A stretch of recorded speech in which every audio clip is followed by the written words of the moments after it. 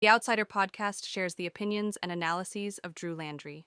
They are his thoughts, and his thoughts alone, and do not necessarily reflect every member of his audience or newsletter readers. Now, on with the show.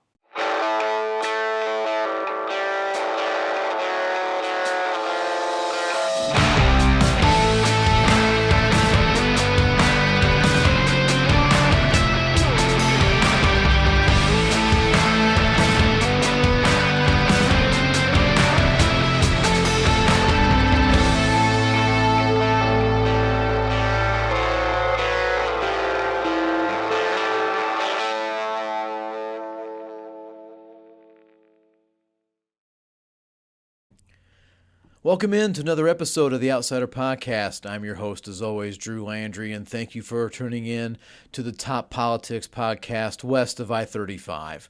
In today's show, I get into what should be said when people go vote by the election workers, and I start by going over the SAVE Act, what it is, what it isn't, and how we should really think about this, or at least what I think everyone should think about it. So without any further ado, let's just get into it here. You may have heard a lot about this over the last week or so concerning, and this is the full version of it, because SAVE is an acronym. And so the full version of this is the Safeguard American Voter Eligibility Act. Okay, that's what SAVE means. Safeguard American Voter Eligibility Act. And you've heard something about it, and we're going to get into the context as to what that is, okay, and how that has surrounded this whole conversation. And what we have to remember is the analysis that has derived from several media outlets. And according to that analysis, the SAVE Act would absolutely give the federal government more power over states and how the states run their elections. And the states really have their own type of method of running their elections, okay? That's usually how states do it. I mean, that's usually a state power. That's a state issue, all right? So the SAVE Act is just going to assume, and I guess if you want to say the word usurp, a lot of that state power. According to the Wall Street Journal, which is no liberal publication, the SAVE Act would require new applicants to provide documentary evidence of citizenship at the time of registration. Acceptable documentation would include a U.S. passport, certain military identification cards, or a real ID compliant driver's license that specifically indicates citizenship. Applicants without these forms of ID could submit a birth certificate that meets the strict criteria, including a state seal and authorized signature. Where I'm still quoting here from the Wall Street Journal. For voters who have already registered, the legislation would require states to take affirmative steps to identify and remove non-citizens from voter rolls. States would be directed to submit voter registration data to the Department of Homeland Security's systematic alien verification for entitlements. Okay, that's also SAVE. So they'd have to submit their voter registration data to the DHS SAVE database and use the Social Security Administration's records for verification. Federal agencies would be required to respond to verification requests within 24 hours without charging a fee. Beginning in 2027, the bill would impose a federal photo identification requirement for voting. In-person voters would have to present a valid government-issued photo ID. Mail voters, those who vote by mail, would need to include a copy of identification or provide the last four digits of their Social Security number along with an affidavit. That is the piece, the quote that I took from the Wall Street Journal. Here's what else it would do. It would greatly limit the ability to vote by mail. As we look at what was reported by PBS, the bill requires mail-in applicants to provide proof of citizenship when registering to vote by mail. So if you are going to ask for a mail-in ballot, you would have to provide proof of citizenship, including the steps that it already takes to vote by mail. So all this is happening, and you have to ask this question. There's this basic thing here. Why? What's the problem? Okay? What issue is being addressed here? So what's the why? Why is this happening? Well, look, folks, let's just be clear here. The answer is incredibly transparent. You can bring it down to one word: politics. We're coming right back to the root of all this, is that President Donald Trump still seethes. He's still very mad. He still pouts about it. That he fairly and honestly lost the 2020 presidential election. He'll never admit that. Instead, he continues to choose the path of division. And while he's on this path, he has essentially thrown a giant-sized hammer at the foundation of federalism to say states can no longer run elections as they see fit. That's what's happened here. And, there was even this call in to another audio program where he said Republicans should just nationalize it. They should just take the election. They should just have it. I mean, I just want people to think here. I just want an honest thought. That imagine if Joe Biden said this. Again, this goes back to that point that I made about the right, how they get to say this sort of stuff, and the left can't. I mean, imagine if Joe Biden said, we need to nationalize these elections. The Democrats should just take it over. I mean, the right would lose their minds. They would just their heads would just blow off their shoulders. Or imagine if Barack Obama said this, or Bill Clinton, or even Jimmy Carter. If any of those Democrats, when they were in office, said anything like this, the right would be in a complete uproar. But the Democrats didn't say this. A Republican president said that the elections need to be nationalized. He then goes on to say, by the way, because this SAVE Act, it actually passed the House of Representatives. It did. It goes on to the Senate. The Minority Leader, Chuck Schumer, has already said it's dead on arrival. It's DOA. And I'll talk about why that's the case later on here. But the president went on to say that there'll be federal voting ID regardless, because he's going to sign in an executive order saying this. It needs to be very clear here that these executive orders are meant to enforce current law or the Constitution or establish some sort of regulation of the executive branch. It's not creating new laws. That needs to be very clear. The president is not creating laws. That's the legislature's job. That's Congress's job. Now, we can talk about whether Congress has done a good job on that, and believe me, we can go back 150 years on this. I mean, regardless of party, there's a long history of Congress just dinking around and being stupid. Regardless of that, it's still Congress's job. And for the president to just simply say it will happen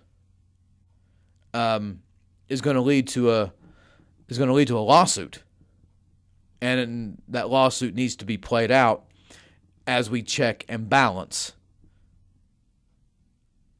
a strong executive in the White House, who, quite frankly, is going beyond everything.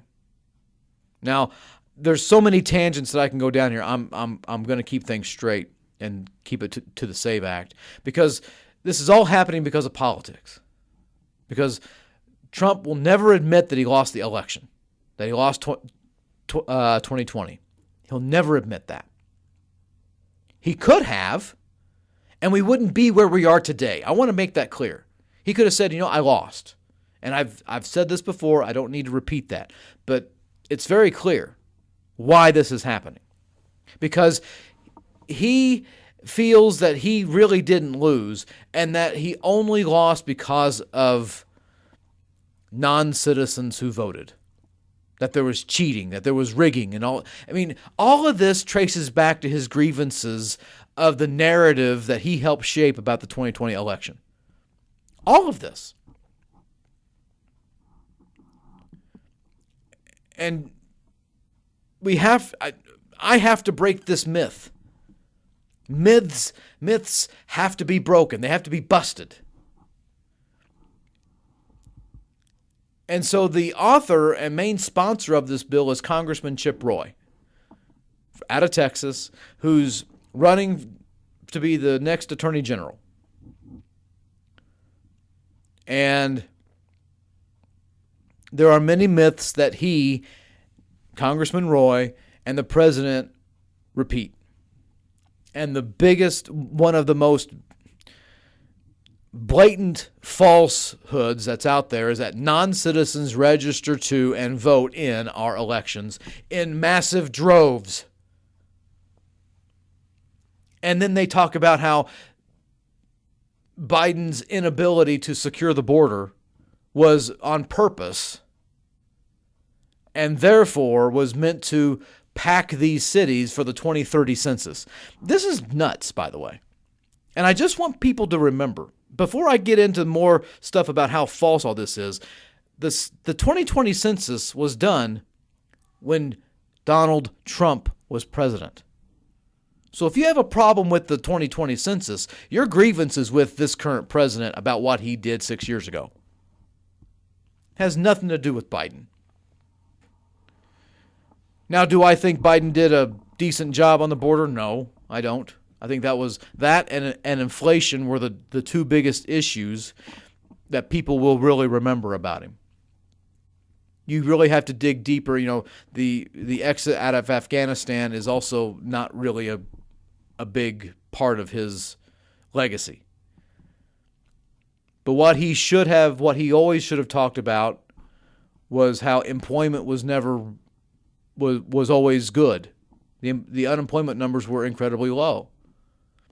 Inflation was not.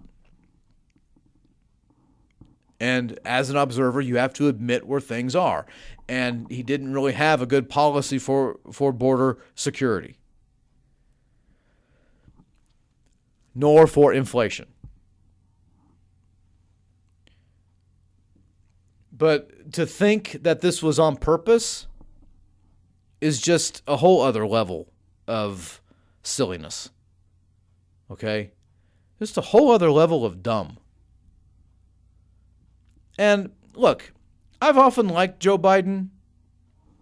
I've always thought that he shot from the hip, and you always knew you were getting some sort of honesty from the guy. It's been that way for a long time. The straight talk express, as he mentioned that in 2004 and even in 2008. Just straight talk, just straight up Joe. 2020, in his 4 years of being president, let's just be clear here, he didn't have a policy on much of anything when it came to the border. Okay, when it came to border security, it just wasn't much there. That's a key criticism. But to think this was on purpose, that's another complete myth. So that aside, that is a myth that had to be busted. It's untrue that he just brought in a bunch of people just to pack the numbers for the 2030 census. That is a total load of malarkey.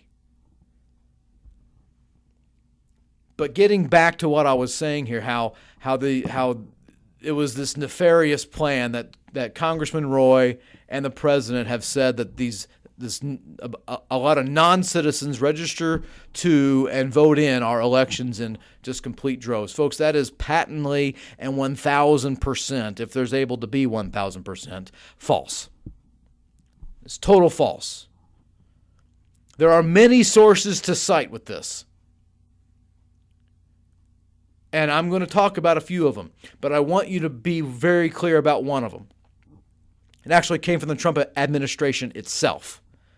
It actually came from the president's own administration.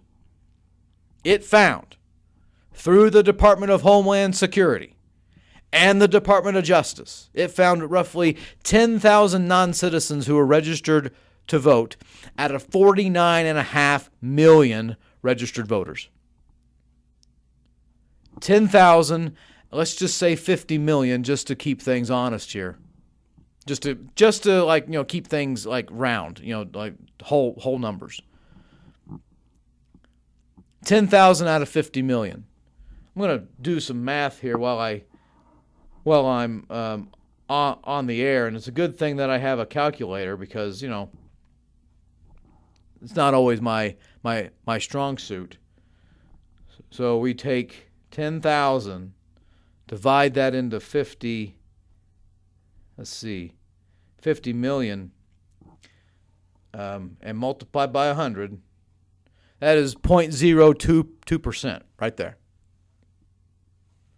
0.02%. That's the percentage of non-citizens who were voters, who registered to vote. That the Trump administration's that's their numbers, folks. That's their numbers.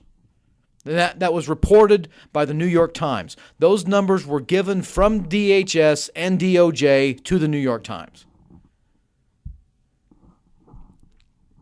So already, the president's own numbers has already made it clear that this is a farce. Moreover, you look at the Cato Institute, which is a conservative think tank. The Cato Institute used state-level data to debunk this myth even more. The study that they used, and I linked this in, I'll show it here for you. The study that they used evaluated that very claim in states: Arizona, Georgia, Idaho, Louisiana, Michigan, Montana, Utah. States that the president won in at least 2 of 3 elections.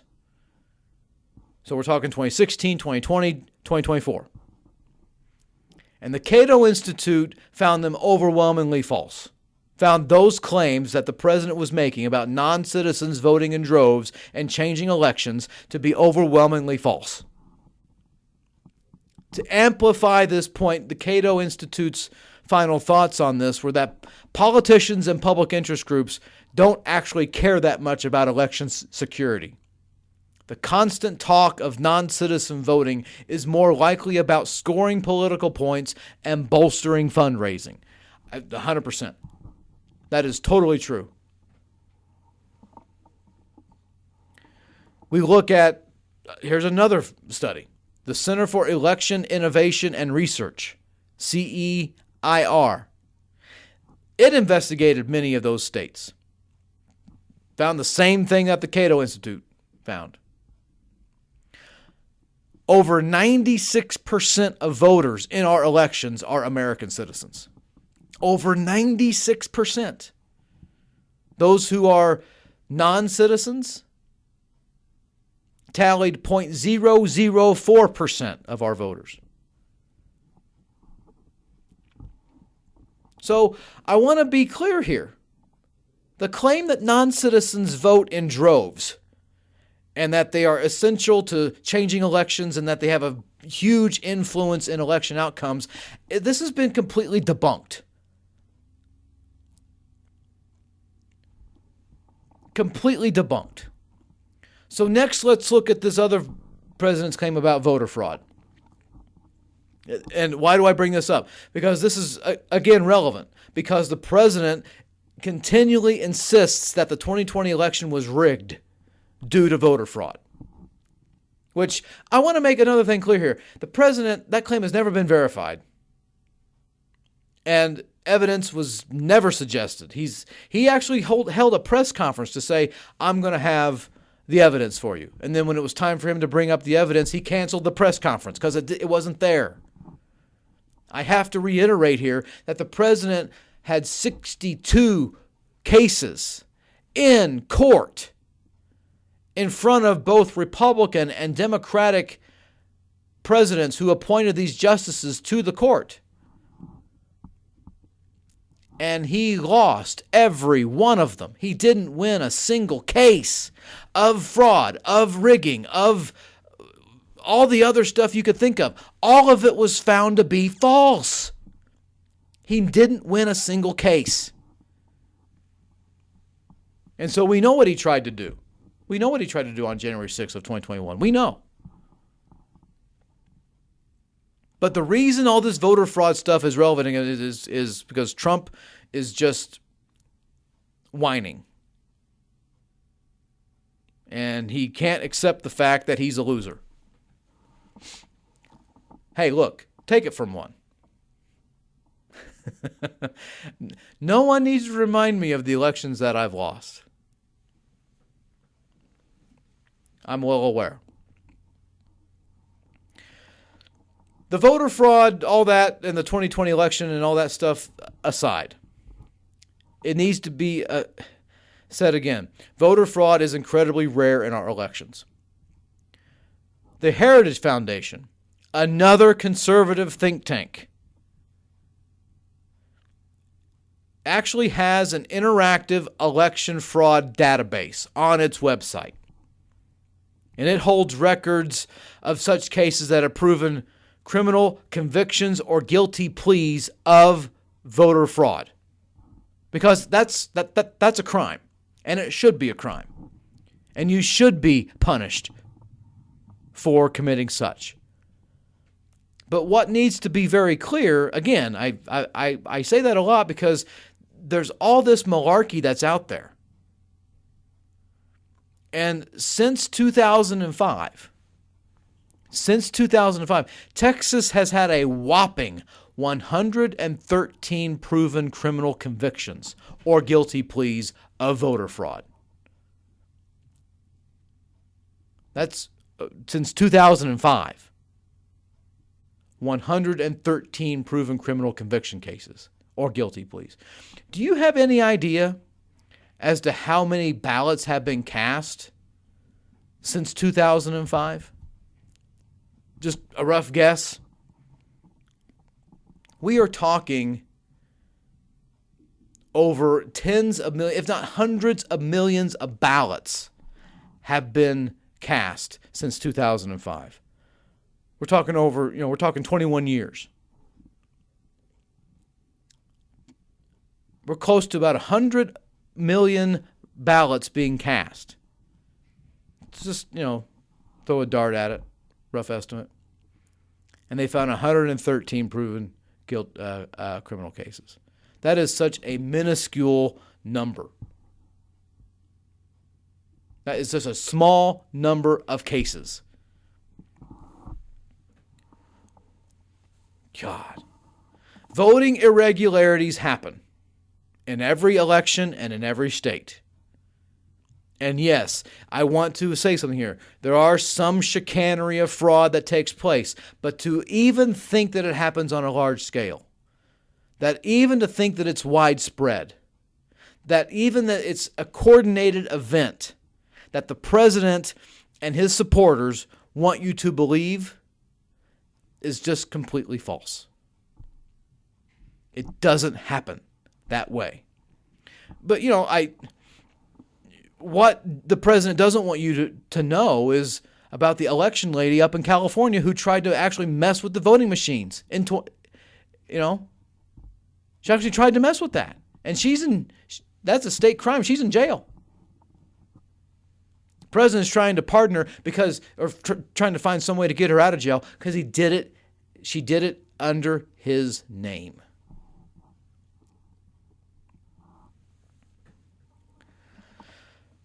While advocates of the SAVE Act may argue that those who oppose this don't want safe and secure elections, folks, that's a bunch of malarkey. That's such a bunch of garbage. Because, folks, we already have secure elections in our country.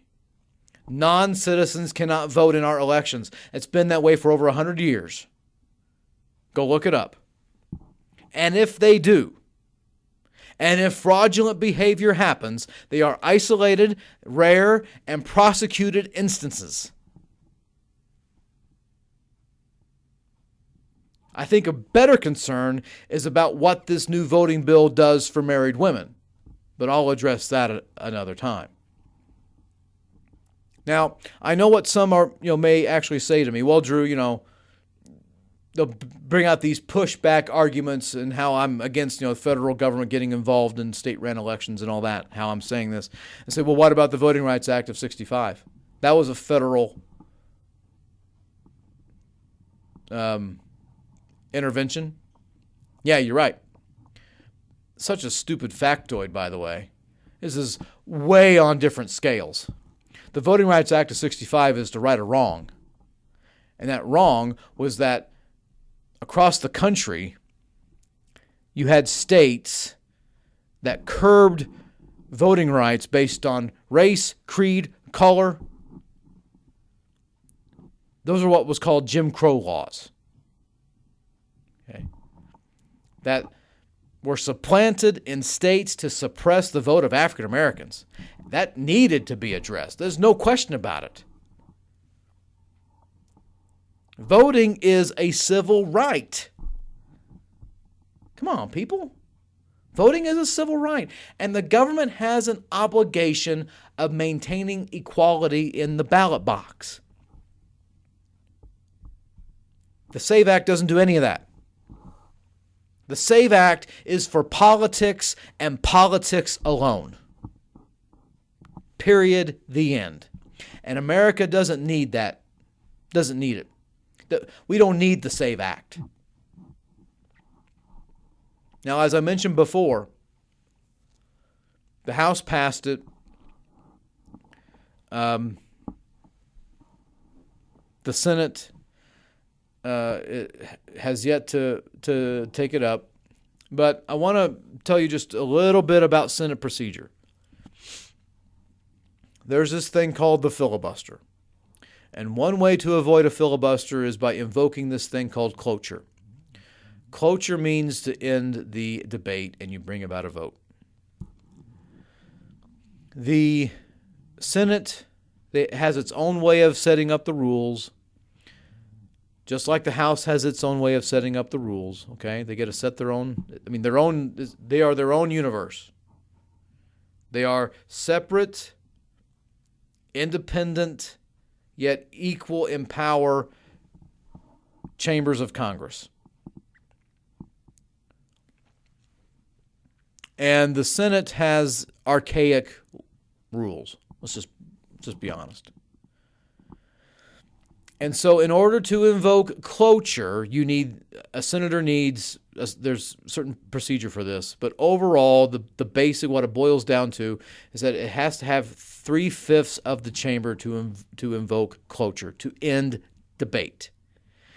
If cloture is invoked, the debate ends, a vote on the issue happens.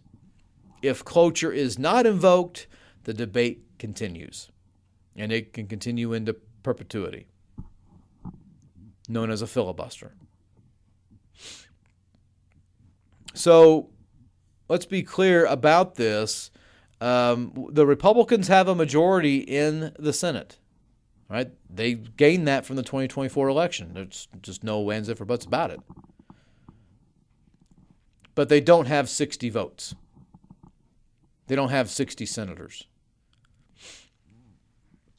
And so if a cloture vote came up, it would fail. And there would even be some Republicans to join them in that. Because, let's remember here, about 4 years ago when Texas Democrats bolted, 4 or 5 years ago, bolted to Washington, D.C.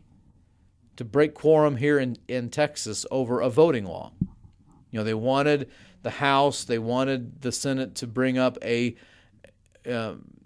new set of voting rights, to bring up to revive pre-clearance. That's a whole other thing too. And that failed. The Senate didn't have the votes for cloture, and the vote failed. Lisa Murkowski was very much against it then. She's against it now. She's against the SAVE Act now.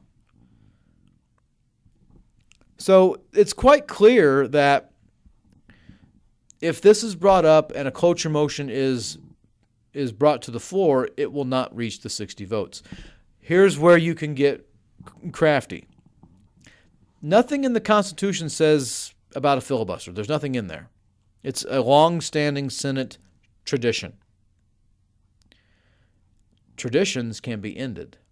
We've seen this done with judges. All right?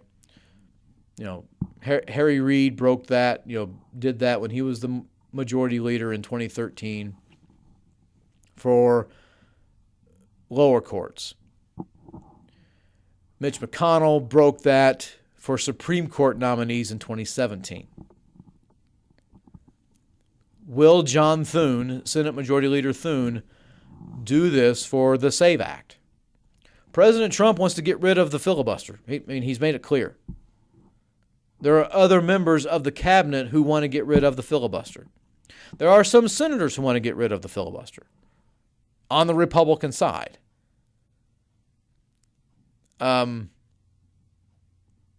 Most of the Democrats want to get rid of the filibuster too. But John Thune, Majority Leader Thune, has bristled at this. He doesn't want to get rid of the filibuster. So this is supposed to come up for a cloture vote at some point. Will there be procedure to get rid of the filibuster? Well, the president hopes for it.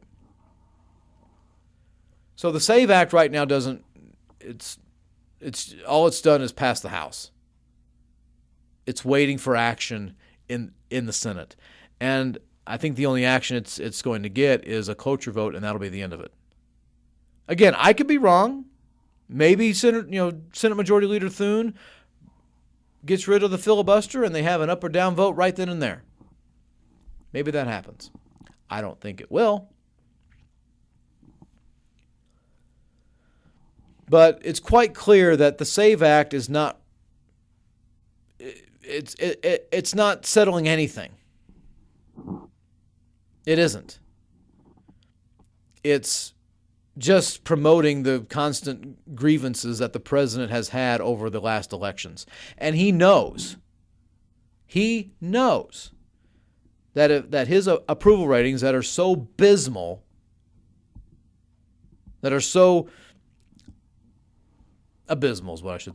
are so awful, that's going to affect Republicans in the midterm. Now, again, I'm saying this in February. Things can change. You know that. I know that. Public opinion is fluid. It is not all at one time. But if things were to be had now, and if things stay the way that they are, the president's going to, his party's going to lose the Congress. I don't know about the Senate, maybe, but you never know. The House, definitely. Pretty sure. Pretty confident in that. But that said, so he knows that's going to happen. So what can you do? Well, you can have states gerrymander in the mid-decade. That happened. That's still going on. The next thing that you can do is try to make it harder for people to vote on a false pretense. And here you go. This is it. Well, we're basically having if all the states who are gerrymandering continue to gerrymander, it's just going to be a wash. The Democratic states, would gain about 10 seats. The Republican states would gain about 10 seats, and there's no advantage to it. But I'm here to tell you that would come back and bite you, because regardless of how these districts are drawn, public opinion is still public opinion.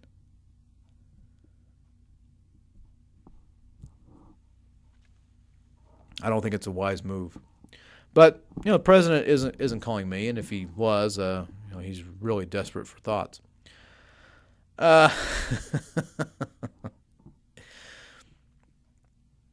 So it's very clear. The SAVE Act is only meant to make it harder for people to vote without any sort of real on false pretenses.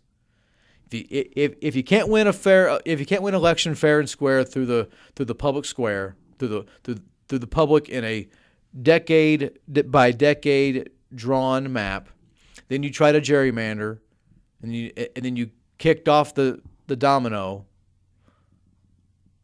All right? And then you realize that's not going to work. The other thing you can do is just try to make it harder for people to vote on a false pretense.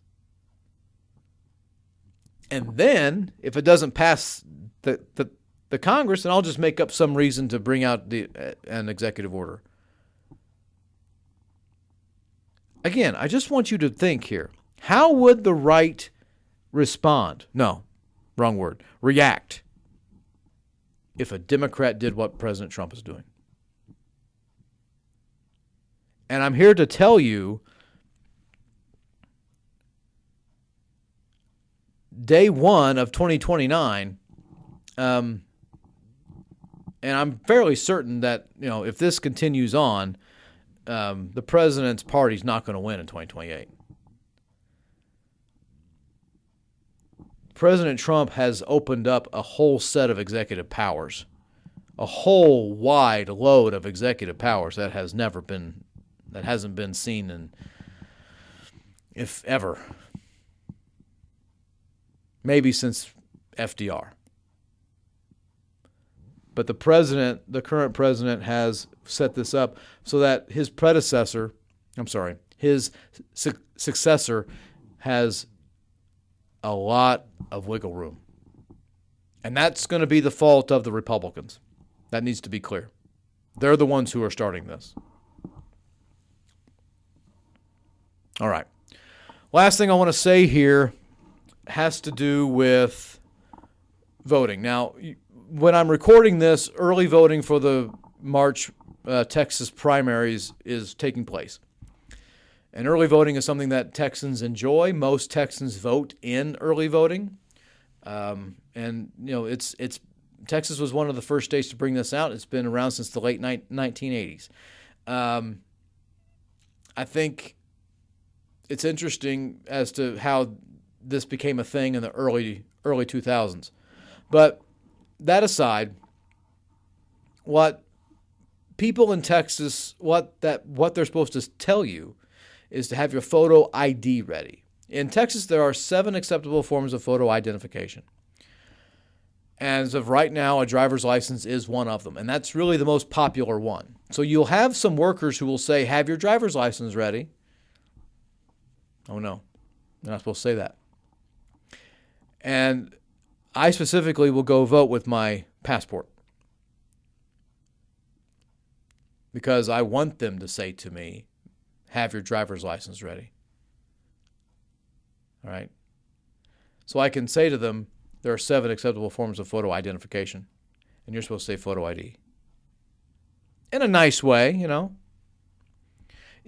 haven't really seen or heard that a lot in Lubbock, but in your smaller counties, like in Hockley County, which is west of Lubbock County, maybe in Lamb County, which is northwest of Lubbock County, or in Hale, or in Floyd, or Crosby, or Lynn County, you might have election workers who will say, make sure you have your driver's license ready. Not supposed to say that. They're They're supposed to say photo ID. And here's what they're also not supposed to do, is say, here's your insert primary ballot here. And look, West Texas is predominantly Republican. And what a lot of these people will say is that they'll just assume every primary voter is a Republican. And so they'll say, here's your Republican ballot. Not supposed to do that either. The voter chooses in what primary that they want to vote.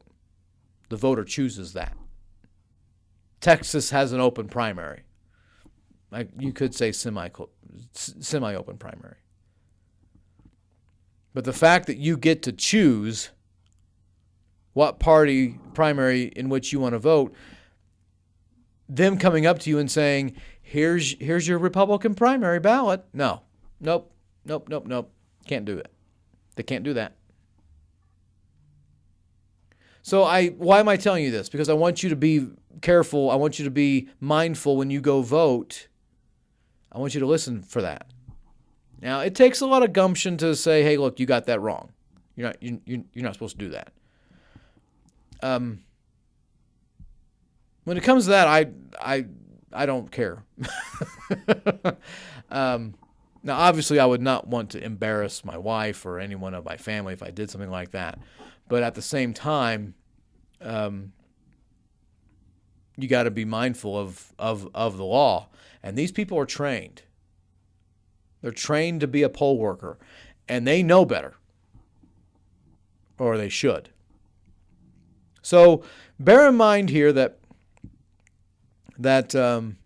you're supposed to listen for photo ID, and they are not to hand you a primary ballot until you request one. Okay? All right. That's it for me, folks. This is a fairly short episode. It's shorter than the last one. Had a listener come up to me and say, hey, look, your podcasts are a little too long here. Any chance you can shorten them down? And so that's what I'm doing.